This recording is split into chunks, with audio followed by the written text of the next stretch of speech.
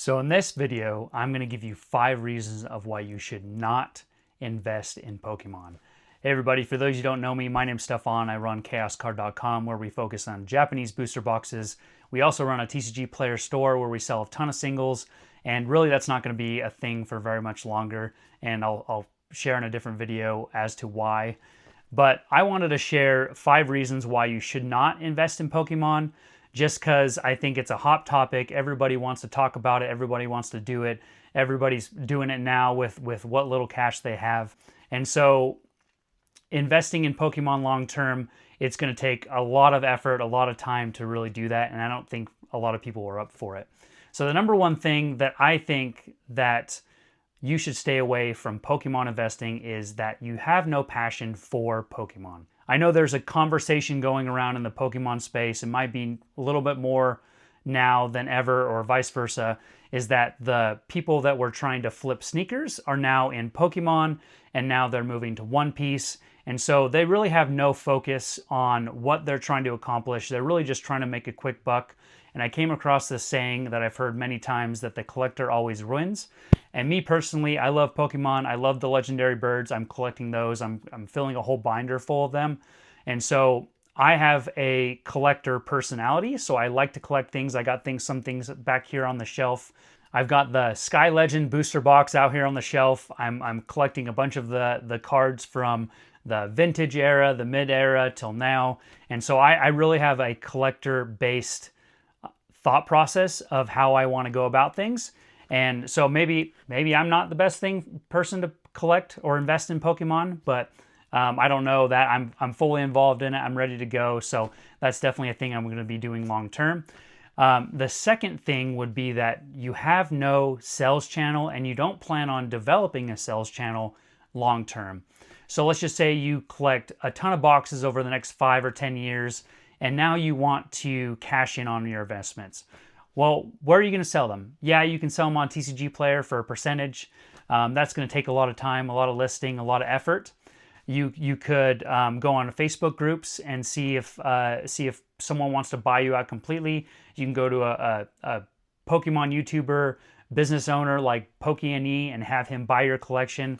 But you really don't know 5-10 years down the road if this is actually going to be a thing. So you're really taking a big risk to investing long-term in something that you really don't know about. Let's just say I'm just getting into the space. I've been here for maybe a couple years, and so I don't know as much as someone else would know, but I'm committed to do this long-term. So I have no problem with investing into my own business, which I'm doing booster boxes online. And so since it's going to be a long-term thing, I don't have any concern that I'm going to make it work, that I'm not going to make it work, because I am. So this sales channel that you're going to probably want to develop is you're going to want to start your own business or find someone in the community that you've been working with long-term to where they would eventually buy your collection.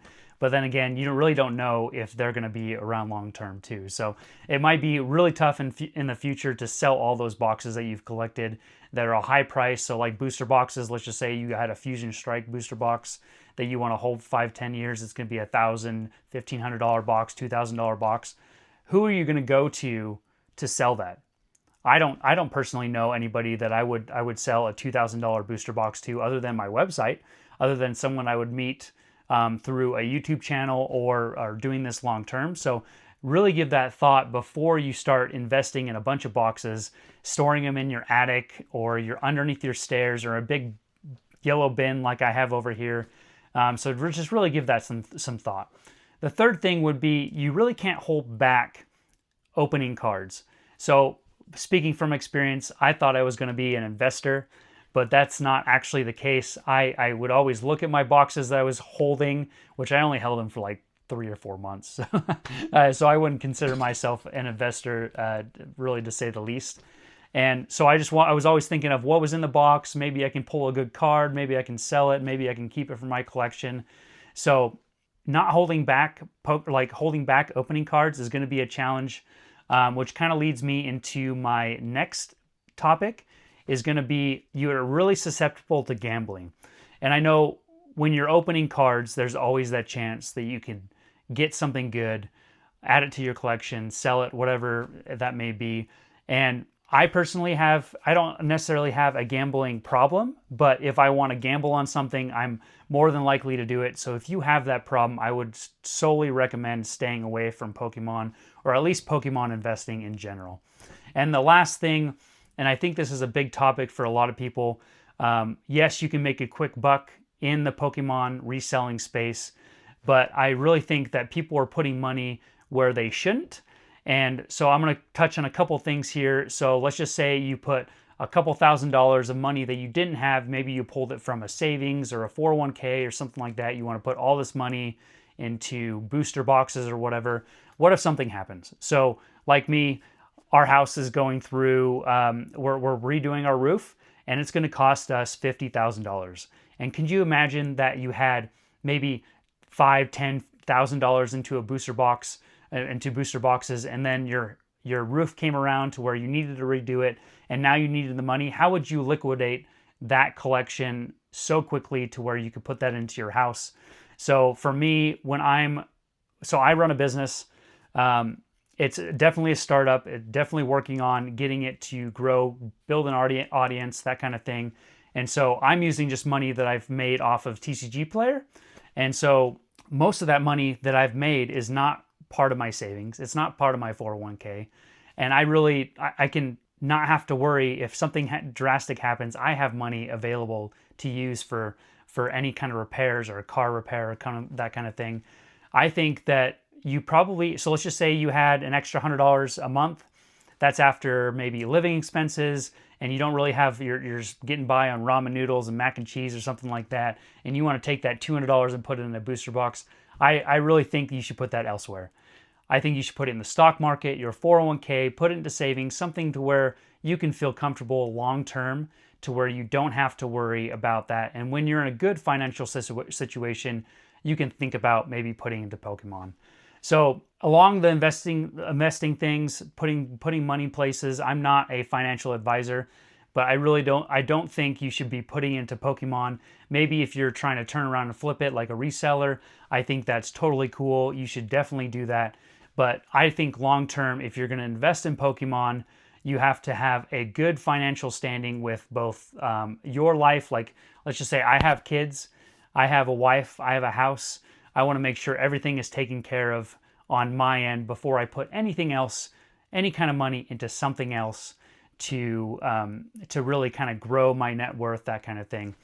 And lastly, this is not really something why you shouldn't, but I really think that if you want to be in this Pokemon space long term, you should really look at starting a business around Pokemon, or at least take it slow, find things what you like to collect, and just kind of go from there. So touching back on the business aspect of things, so I thought it was a great idea. I've been watching a lot of Brian from PokeNE videos, and last year, the year before, he was saying, hey, you should start a business. This is how you're going to do it. So I followed all those steps. So I'm working on that. And like I said, all that money that I put into my business has come from spare money that I've had left over. So if you really want to be in this space long term, really figure out what you want to do in this space. Do you want to just collect cards? Do you want to create content? Do you want to flip cards for a quick minute? I don't really know what that is for you, but really give that some thought moving forward if you want to stay in this space. I would really love to have you here. I think you as an individual is great for the community as long as you're supporting it. You're supporting it and helping it grow, helping other collectors get what they want to collect. And the saying that I kind of thought off the top of my head, it's a Zig Ziglar saying, if you help other people get what you want or what they want, they'll help you get what you want. So anyway, if you want some booster boxes, or if you want to check out my website, you can go ahead and visit us at chaoscard.com. You can also email us at info@chaoscard.com if you want to know our current inventory or things that we're getting in the future. So anyway, take it easy, guys. We'll talk to you later.